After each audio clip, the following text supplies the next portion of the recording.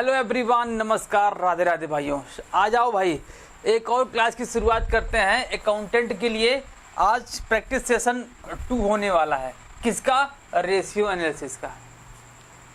हम लोगों ने एक क्लास देखा था जिसमें हम लोगों ने 10 क्वेश्चन का प्रैक्टिस किया था। आज सेम वैसे ही क्वेश्चन आपके सामने होने वाले हैं। किसका? रेशियो का।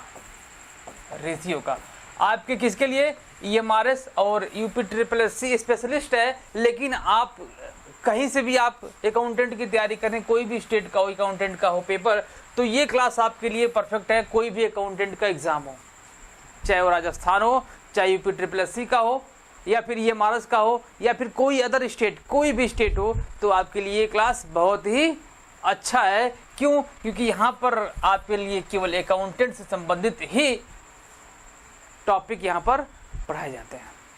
ठीक है, चलो शुरुआत करते हैं भाई। आज का पहला क्वेश्चन क्या कह रहा है? पहले क्वेश्चन में देखिएगा,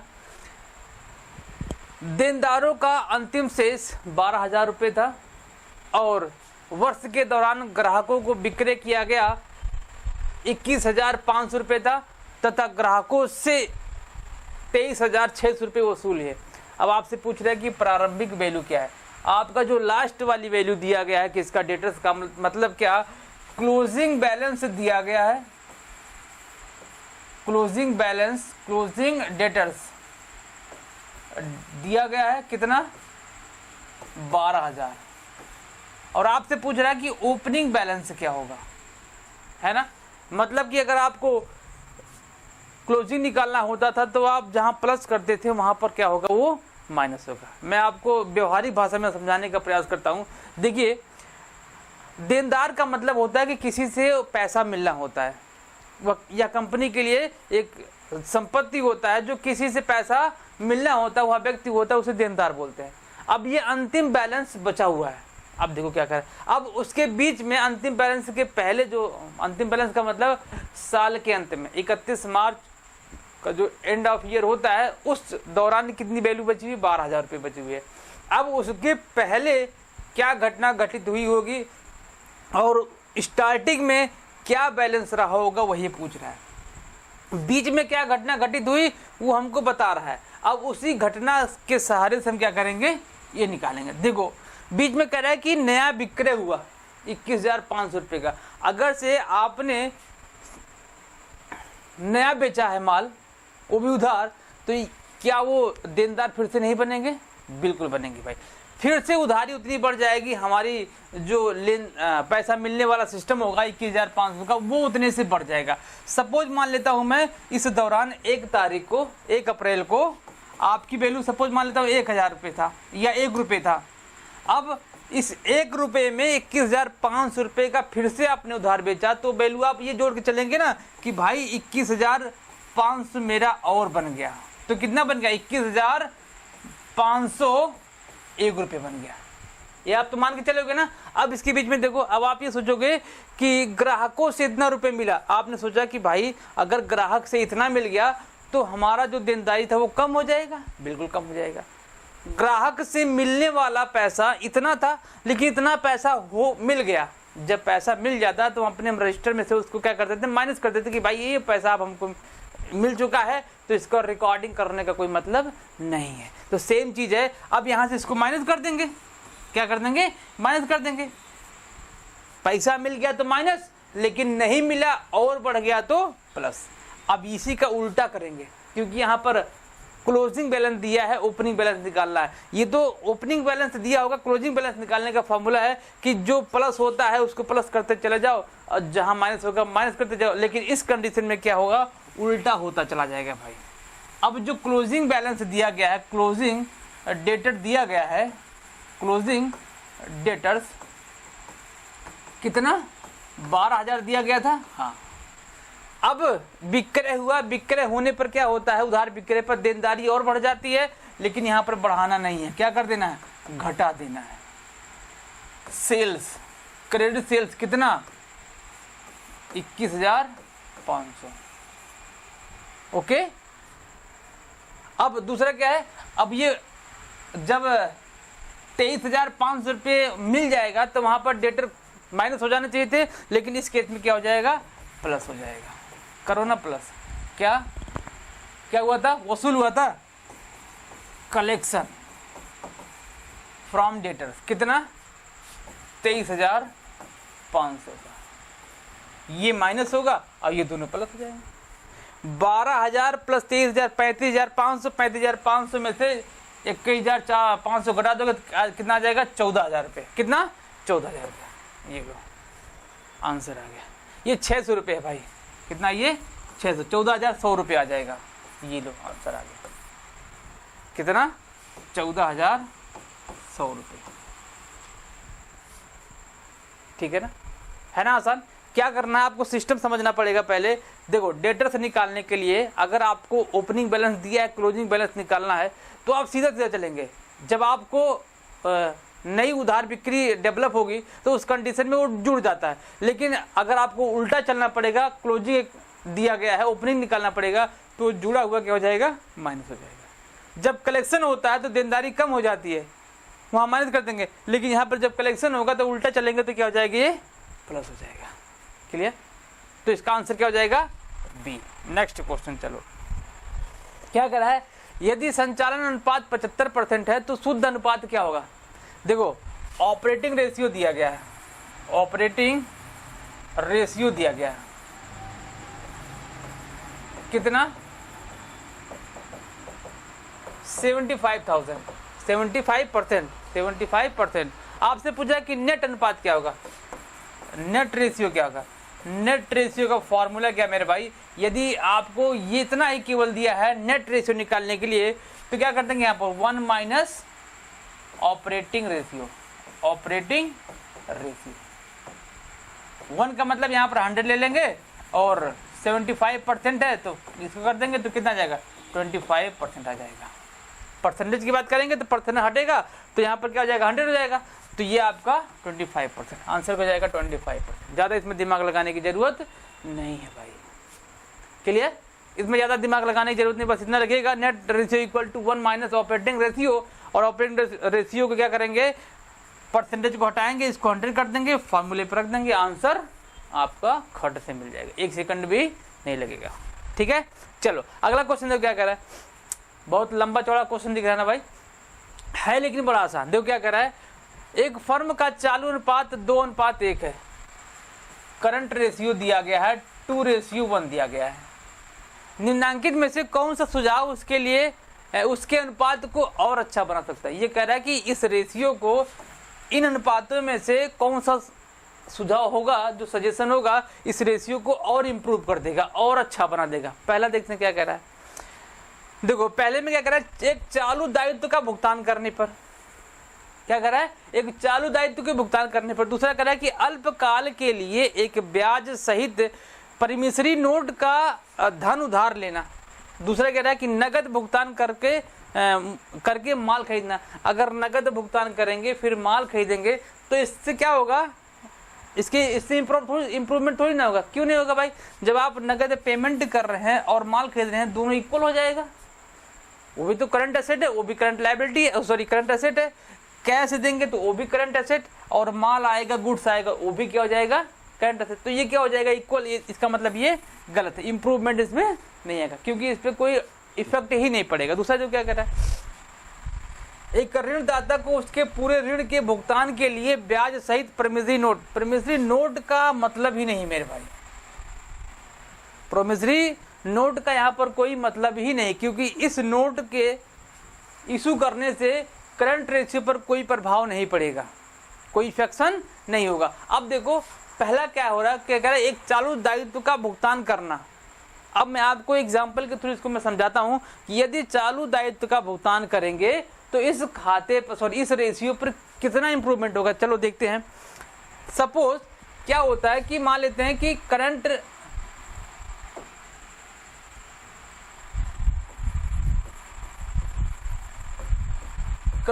एसेट मान लिया मैंने 20,000 और करंट लायबिलिटी मान लिया, करंट लायबिलिटी मान लिया 10,000।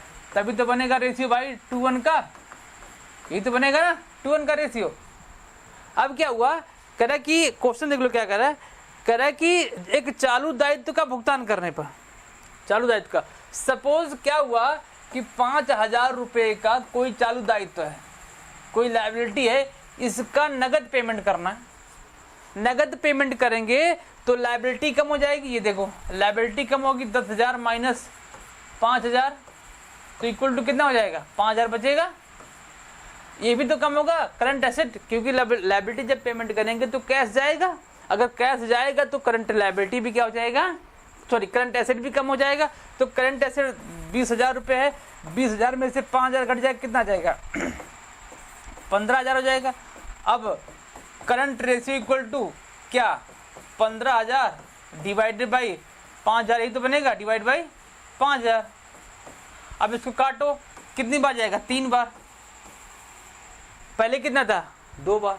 इंप्रूवमेंट हुआ ना, पहले कितना था, 2:1 था, अब कितना हुआ 3:1। मतलब कि अब ये ज़्यादा अच्छा हुआ। ये रेशियो जितना अधिक होता है किसी भी व्यवसाय के लिए उतना अच्छा माना जाता है। इम्प्रूवमेंट हुआ ना।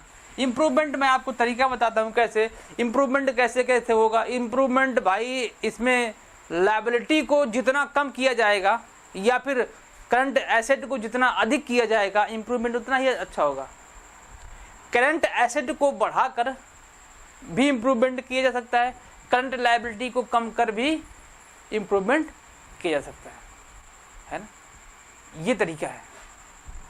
तो इसका आंसर क्या हो जाएगा भाई, इसका आंसर पहला ही हो जाएगा कि एक चालू दायित्व का भुगतान करने पर। ओके, इसके सारे मैंने कॉन्सेप्ट बता रखे हैं, ये सब मैंने समझाया भी था आप लोगों को। अगर आप उसको नहीं देखे हैं तो ज़रूर उसको देखिएगा, मज़ा आएगा। ओके, चलो अगला क्वेश्चन देखते हैं क्या कह रहा है। यदि किसी वर्ष का शुद्ध विक्रय 2 लाख रुपए हो और देनदार की राशि कितना हो, 40,000 रुपये हो, तो आपसे क्या पूछ रहा है, औसत वसूली अवधि पूछ रहा है। सबसे पहले आप देखिएगा, आपसे पूछ रहा है कि औसत वसूली अवधि, average collection period, average collection period. उम्मीद है कि आप लोगों को इसका फॉर्मूला अच्छे से याद होगा, है ना। एवरेज कलेक्शन पीरियड का फॉर्मूला क्या होता है भाई, फॉर्मूला ये है कि डेटर्स को ऊपर रखेंगे, जितने भी डेटर्स होंगे ऊपर रखेंगे, net credit sale, net credit sale into 365। अगर दिन में पूछ रहा आंसर तो 365, अगर से मंथ में पूछेगा तो 12। अब देखो डेटर से कितना दिया गया, डेटर कितना है 40,000, नेट क्रेडिट सेल कितना दिया है 2,03,65। काटोगे तो कितना आएगा 73 आएगा, कितना आएगा 73 आएगा। डायरेक्ट फार्मूले पे रख दो ना, आंसर क्या है सी 73। डायरेक्ट कुछ नहीं करना है आपको, केवल फॉर्मूले पे रखना है बस, और कुछ नहीं करना है। एक मिनट भाई,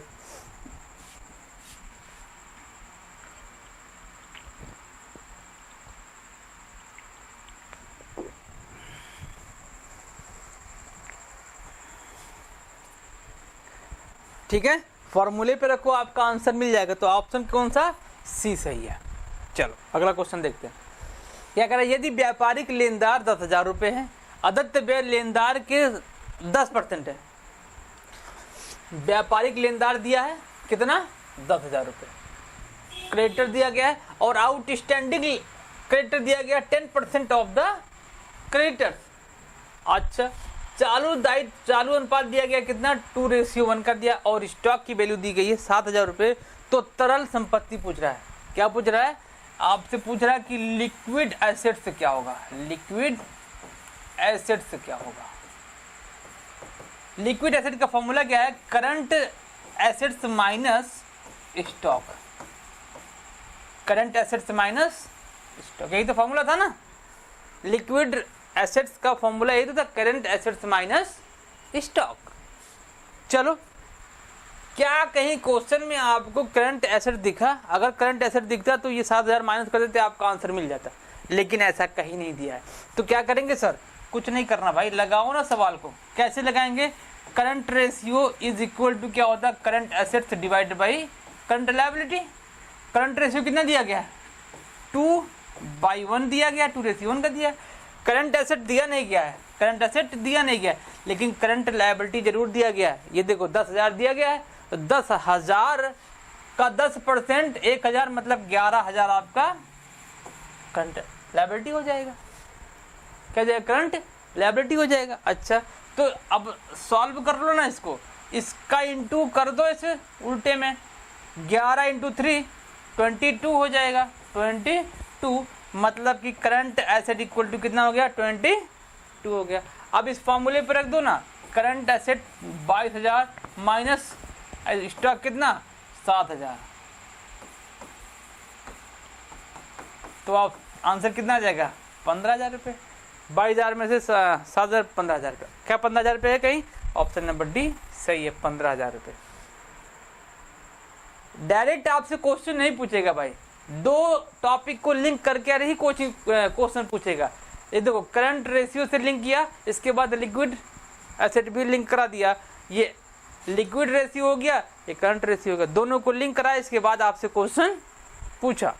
तो दोनों आपको जब आएगा तभी आप क्या कर पाएंगे? क्वेश्चन को सॉल्व कर पाएंगे।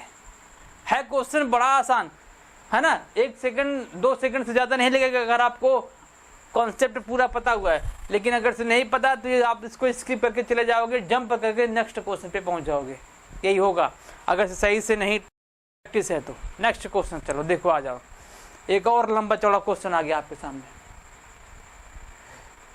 पहले क्वेश्चन पढ़ो क्या कह रहा है। स्टॉक की वैल्यू कितनी दी गई है?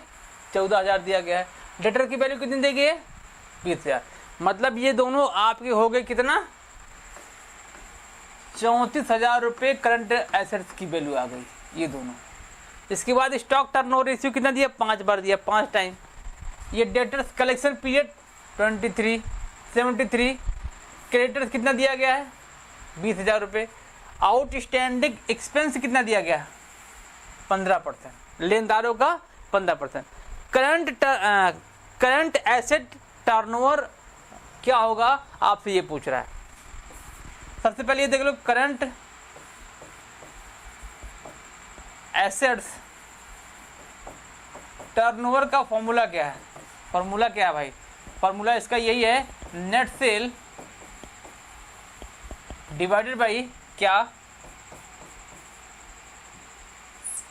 Average current asset. अब आपको ये चाहिए, नेट सेल चाहिए। नेट सेल क्या कहीं पर है? नहीं दिया गया। एवरेज करंट एसेट नहीं दिया गया, लेकिन ये आपको दिया गया। दोनों को जोड़ देंगे तो आपका निकल, मतलब कि एवरेज करंट एसेट आपको मिल गया 34,000 रुपये। लेकिन आपको क्या नहीं पता है? पता ये नहीं है कि भाई नेट सेल क्या दिया है। नेट सेल निकालने के कई तरीके आपको दिए गए, हिंट दिया गया, लेकिन हम एक तरीका पकड़ते हैं, कौन सा? डेटर्स कलेक्शन पीरियड का। डेटर कलेक्शन पीरियड के थ्रू हम क्या कर देंगे? आराम से कैलकुलेट कर लेंगे आपका नेट सेल। कैसे? डेटर कलेक्शन पीरियड का फॉर्मूला क्या होता है भाई? यही तो होता ना। मैं नया स्लाइड ले लूं क्या?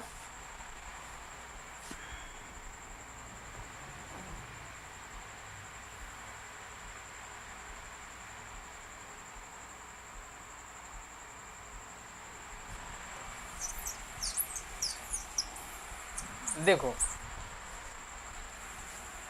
यहां हमने क्या लिखा?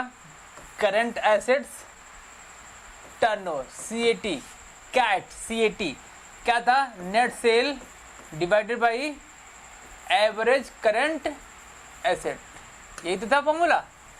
करंट एसेट आपको मिला है 10,000 प्लस 14,000 प्लस 20,000, लेकिन आपको क्या निकालना है? Net cell. नेट सेल निकालने के लिए हम निकाल लेंगे पहले debtors collection period. Debtors collection period कैसे निकलता है? डेटर ऊपर रखेंगे, नेट सेल क्या करेंगे? Net credit sale, net credit sale को ऊपर रखेंगे, इंटू कर देंगे 365, यही तो करेंगे। ये आपको गिवन है कितना? 73। अच्छा है, डेटर से दिया गया क्या? डेटर से दिया गया, हाँ 20,000 रुपये दिया गया है, ये लो 20,000 रुपये दिया गया है। नेट क्रेडिट सेल्स नहीं दिया है, नेट यही तो निकालना है ना भाई, क्रेडिट सेल्स इंटू 365 सॉल्व कर लोगे तो इसको कितना आ जाएगा, 1 लाख रुपये आ जाएगा। कितना आ जाएगा, 1 लाख रुपये आ जाएगा। ठीक है, इसको सॉल्व करेंगे तो 1 लाख रुपये आ जाएगा। अब इस 1 लाख रुपये में क्या करेंगे, इस यहाँ पर रखेंगे इसको फॉर्मूले पर, ये आ जाएगा आपका नेट सेल आ गया 1 लाख रुपये। लो 1 लाख रुपये डिवाइडेड बाई कितना आ गया, 1 लाख इधर आ गया, सॉरी 14,000, कितना 14 10 20 ये आ जाएगा आपका 34,000 रुपये। कितना 34,000 रुपये। ओके, काट दो ना इसको, कितनी बार जाएगा, 2 बार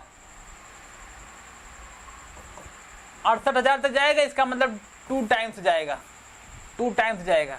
आंसर में 2 दिख रहा है, हाँ ये देखो आपका ऑप्शन हो जाएगा 2.943, 2.94 आंसर आपका हो जाएगा। इसको काटेंगे तो कितना आएगा, ऑप्शन दूसरा वाला 2.94, 2.94।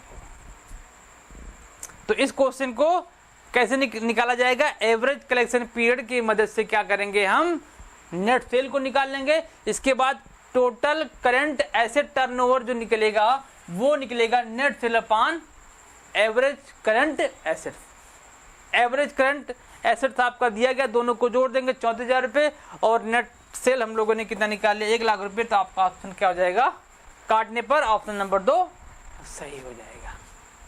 ठीक है, चलो अगले क्वेश्चन पे चलते हैं। देखो क्या कर रहा है, एक फर्म का चालू अनुपात 5:3 है, करंट रेशियो दिया गया 5:3, इसकी कार्यशील पूंजी 20,000 रुपये दी, इसकी चालू संपत्तियां बताइए। ये देखो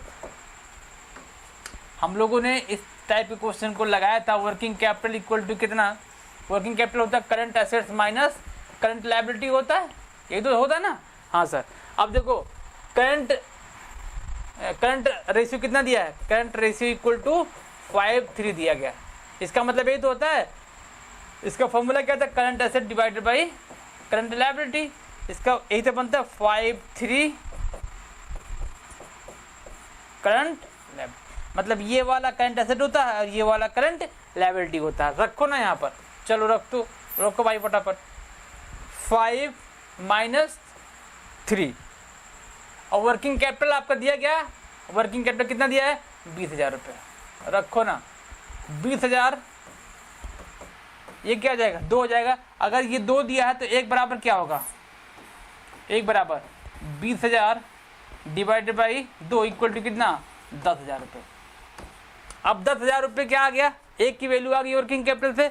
अगर आपको चाहिए क्या, पूछे क्या चालू संपत्ति को, चालू संपत्ति ये है 5 रुपये, तो गुणा कर दो तो 10,000 गुणे 5 कर दो, कितना आ जाएगा 50,000। अगर आपसे पूछता चालू दायित्व पूछता तो 3 से गुणा कर देते तो वहाँ था, लेकिन पूछ क्या रहा है, पूछ रहा है मेरे भाई चालू संपत्तियाँ, चालू संपत्तियों की वैल्यू कितनी आ गई, 50,000। Option number B, option number B सही है। चलो अगले क्वेश्चन पे चलते, क्या कह रहा है, देखो एक और बड़ा सा क्वेश्चन आ गया। क्या कह रहा है कि एक कंपनी की समता अंश पूंजी 2 लाख रुपए है, पूर्वाधिकार अंश पूंजी 1 लाख रुपए है, 12% डिबेंचर 1 लाख रुपए, दीर्घकालीन ऋण 2 लाख रुपए और अल्पकालिक ऋण कितना दिया गया है, 1 लाख रुपए। पूंजी मिलान अनुपात बताइए। अब से पूछ रहा है कि कैपिटल गियरिंग रेशियो बताइए। कौन सा रेशियो, कैपिटल गियरिंग रेशियो पूछ रहा है। इसका फॉर्मूला क्या होता है, इसका फॉर्मूला होता है भाई इक्विटी होता है। क्या होता है, equity capital divided by total liability. क्या होता है, टोटल लायबिलिटीज होता है। Equity capital divided by total liability, capital gearing ratio का फॉर्मूला है। अब देखो क्या दिया है, दिया ना भाई, हाँ सर दिया है। इक्विटी कितना दिया है, देखो इक्विटी अंश पूंजी, समता अंश पूंजी कितना दिया है 2 लाख रुपए, ऊपर 2 लाख रुपए रखो, रख दिया, डिवाइडेड बाई कर दो, टोटल लायबिलिटी कह रहा है। लायबिलिटी देखो पूर्वाधिकार पूंजी लायबिलिटी होता नहीं है, नहीं क्या होता है, डिवेंचर आपकी लायबिलिटी है 1 लाख रुपए, ये 1 लाख प्लस लॉन्ग टर्म में दिया गया लोन कितना 2 लाख का, 2 लाख यहाँ रखो प्लस और कुछ है, हाँ अल्पकालीन शॉर्ट टर्म कितना 1 लाख रुपए, सबको जोड़ दो, 1 लाख 2 लाख 3 लाख हो 4 लाख, 2 लाख में क्या करेंगे 4 लाख से भाग करेंगे तो कितना आ जाएगा, हाफ आएगा, कितना आ जाएगा हाफ आएगा 0.5, क्या कहीं 0.5 दिया गया, हाँ 0.5 यहाँ पर दिया गया है ना भाई, हो गया ना आसान, हाँ सर आसान हो गया। चलो अगले क्वेश्चन पे चलते हैं। अगला क्वेश्चन क्या कह रहा है, जब चालू अनुपात कितना दिया गया हो 2:5 दिया गया है और चालू दायित्व की राशि 25,000 दी गई है, तो चालू संपत्ति की राशि क्या होगी। आपसे यहाँ पूछा चालू संपत्ति की राशि क्या होगी, डायरेक्ट वर्किंग कैपिटल नहीं दिया भाई इस क्वेश्चन में, डायरेक्ट क्वेश्चन सॉल्व हो सकता है। Current ratio is equal to क्या, current asset divided by current liability, ये वाला पोर्शन कितना दिया गया है 2/5 दिया गया है, करंट एसेट दिया गया नहीं दिया गया है, करंट लायबिलिटी दिया, करंट एसेट नहीं दिया गया, करंट लायबिलिटी कितना दिया गया है 25,000 दिया गया है।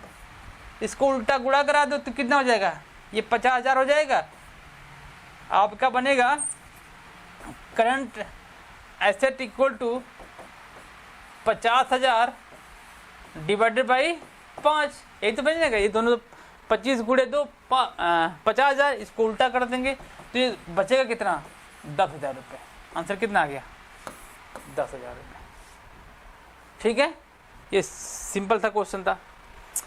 लास्ट क्वेश्चन देखो क्या कह रहा है, यदि चालू अनुपात 2.5 हो और अम्ल परीक्षण अनुपात 1:5 हो और शुद्ध कार्यशील पूंजी कितना दिया गया हो 45,000 रुपये दिया गया, तो चालू दायित्व की वैल्यू क्या होगा। आ जाओ same question, current ratio equal to current asset divided by current liability, ये दिया गया है 2.5 का दिया गया है 2/5 का, और करंट वर्किंग कैपिटल दिया गया, वर्किंग कैपिटल से क्या निकल जाता है आपका, working capital equal to current asset minus current liability, यही तो होता ना।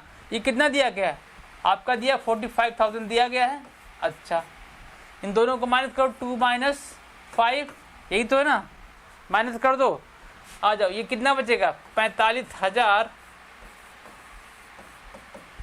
3, इसको करेंगे 1 निकालेंगे तो कितना आ जाएगा 45,000, यहाँ पर -1 नहीं देखना भाई, नहीं पता कि -3 आया, नहीं -3 नहीं आया है, काटेंगे तो कितना आ जाएगा 15,000 आ जाएगा। अब ये 15,000 क्या आया, वर्किंग कैपिटल आया है, तो वर्किंग कैपिटल क्या करेंगे, एक वर्किंग कैपिटल की वैल्यू 15,000 रुपये। तो अगर आपसे पूछ रहा है क्या चालू दायित्व पूछा, चालू दायित्व की वैल्यू कितनी है 5, तो 15 × 5 तो कितना आ जाएगा 75,000 रुपये हो जाएगा। अगर क्या पूछता आपसे, पूछता करंट एसेट, तो क्या हो जाता, करंट एसेट की वैल्यू कितनी हो जाती 15 दूनी 30, तो पूछा क्या करंट लायबिलिटी, तो आंसर हो जाएगा 75,000, ऑप्शन नंबर डी सही है ना। क्वेश्चन मजे का था ना, अच्छा। ये भाई आपके पेपर में छपने वाले क्वेश्चन है, ऐसे ही क्वेश्चन आपसे इस टॉपिक से पूछे जाएंगे। ठीक है, वो आपका कोई भी एग्जाम हो, कॉमर्स से रिलेटेड कोई भी आप एग्जाम दे रहे हैं, तो ये क्वेश्चन आपके एग्जाम में आने वाले हैं। ठीक है, तो ये आज का ये 10 क्वेश्चन, मिलते हैं आपसे अगली क्लास में, तब तक के लिए bye bye, take care and Radhe Radhe.